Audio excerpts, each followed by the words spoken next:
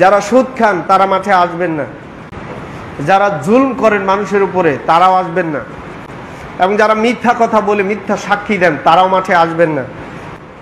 সম্মানিত উপস্থিতি, আমরা পাপের কারণে যেন আমরা কি না হই, হালাক না হয়ে যাই। আল্লাহ তাবারক তাআলা আমাদের পাপ থেকে মুক্ত করুন, আমিন। আকুলি হাজা আস্তাগফিরুল্লাহ লি ওয়া লাকুম। যারা সুদ খান তারা মাঠে আসবেন না, যারা সালাত 5 ওয়াক্ত পড়েন না তারাও মাঠে আসবেন না, যারা জুলম করেন মানুষের উপরে তারাও আসবেন না, এবং যারা মিথ্যা কথা বলে মিথ্যা সাক্ষী দেন তারাও মাঠে আসবেন না। কারণ এদের দোয়া আল্লাহ কবুল করবে না, এরা একেবারে প্রাথমিক পর্যায়ে জাহান্নামে চলে যাবে। এই সালাত পড়তে আসলে আপনারা সিরা ফারা জামা গায়ে দিয়ে আসবেন, সাধারণ জামা গায়ে দিয়ে আসবেন। যারা ফজর পড়েন না, জোহর পড়েন না, এই ধরনের লোক আসবেন না, মসজিদে মাঠে আসবেন না। 2, যারা সুদ খান তারাও আসবেন না। বোঝাতে পারছি আপনাদেরকে?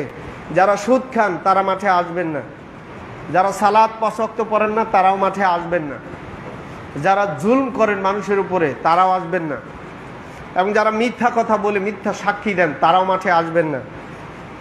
কারণ এদের দোয়া আল্লাহ কবুল করবে না, এরা একেবারে প্রাথমিক পর্যায়ে জাহান্নামে চলে যাবে।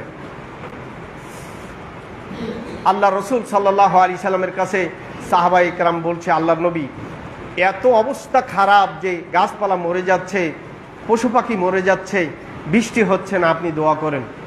নবী সাল্লাল্লাহু আলাইহি সাল্লাম মিম্বারেই তিনি জুমার দিনে দোয়া করলেন হাত তুলে, এবং এই অবস্থায় তার বুকের শুভ্রতা পর্যন্ত, বগলের শুভ্রতা পর্যন্ত দেখা গেছে। ইস্তেসকার সালাতের পরে খুতবার পরে হাত তুলে দোয়া করতে হয়, ওখানে বিধান আছে। হাত তুলে দোয়া করা যায় 17 জায়গায়, তন্মধ্যে একটা হলো বৃষ্টির সালাত পড়লে, বৃষ্টির সালাতের পরে খুতবার পরে 2 হাত তুলে দোয়া করা যায়। আর ওই সময় তাও হাত এভাবে নয়, এভাবে দোয়া করতে হয়। আর রাসূল সাল্লাল্লাহু আলাইহি সাল্লাম মসজিদে মিম্বারে জুমার দিনে তিনি দোয়া করেছিলেন বৃষ্টির সালাতের জন্য, তিনি তখন হাত উঁচু করেছিলেন এভাবে। সাহাবীরা বলছেন যে আমরা তার বগলের শুভ্রতা পর্যন্ত দেখেছি। আল্লাহ রসুল হাত তোলার পরে বৃষ্টি পড়তে শুরু করলেন।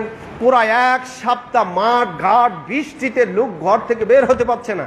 এসে বললেন, আল্লাহর নবী এমন দোয়া করলেন আর এমন বৃষ্টি শুরু হলো, আপনি দোয়া করেন যাতে আল্লাহ বৃষ্টি বন্ধ করে দেয়। রাসূল সাল্লাল্লাহু আলাইহি সাল্লাম দোয়া করলেন, বৃষ্টি বন্ধ হয়ে গেল। তাপমাত্রা কমার জন্য বৃষ্টির সালাত আছে, এই সালাত আমরা পড়বো ইনশাআল্লাহ। যারা সালাত 5 ওয়াক্ত পড়েন না তারাও মাঠে আসবেন না, কারণ এদের দোয়া আল্লাহ কবুল করবে না, এরা একেবারে প্রাথমিক পর্যায়ে জাহান্নামে চলে যাবে। এই সালাত পড়তে আসলে আপনারা সিরা ফারা জামা গায়ে দিয়ে আসবেন, সাধারণ জামা গায়ে দিয়ে আসবেন। যারা ফজর পড়েন না, জোহর পড়েন না, এই ধরনের লোক আসবেন না, মসজিদে মাঠে আসবেন না। 2, যারা সুদ খান তারাও আসবেন না। বোঝাতে পারছি আপনাদেরকে? যারা সুদ খান তারা মাঠে আসবেন না, যারা সালাত 5 ওয়াক্ত পড়েন না তারাও মাঠে আসবেন না, যারা জুলম করেন মানুষের উপরে তারাও আসবেন না, এবং যারা মিথ্যা কথা বলে মিথ্যা সাক্ষী দেন তারাও মাঠে আসবেন না। কারণ এদের দোয়া আল্লাহ কবুল করবে না, এরা একেবারে প্রাথমিক পর্যায়ে জাহান্নামে চলে যাবে। আল্লাহ রসুল সাল্লাল্লাহু আলাইহি সাল্লামের কাছে সাহাবায়ে কেরাম বলছে, আল্লাহর নবী এত অবস্থা খারাপ যে গাছপালা মরে যাচ্ছে, পশু পাখি মরে যাচ্ছে, বৃষ্টি হচ্ছে না, আপনি দোয়া করেন। নবী সাল্লাল্লাহু আলাইহি সাল্লাম মিম্বারেই তিনি জুমার দিনে দোয়া করলেন হাত তুলে, এবং এই অবস্থায় তার বুকের শুভ্রতা পর্যন্ত, বগলের শুভ্রতা পর্যন্ত দেখা গেছে। ইস্তেসকার সালাতের পরে খুতবার পরে হাত তুলে দোয়া করতে হয়, ওখানে বিধান আছে। হাত তুলে দোয়া করা যায় 17 জায়গায়, তন্মধ্যে একটা হলো বৃষ্টির সালাত পড়লে, বৃষ্টির সালাতের পরে খুতবার পরে 2 হাত তুলে দোয়া করা যায়। আর ওই সময় তাও হাত এভাবে নয়, এভাবে দোয়া করতে হয়।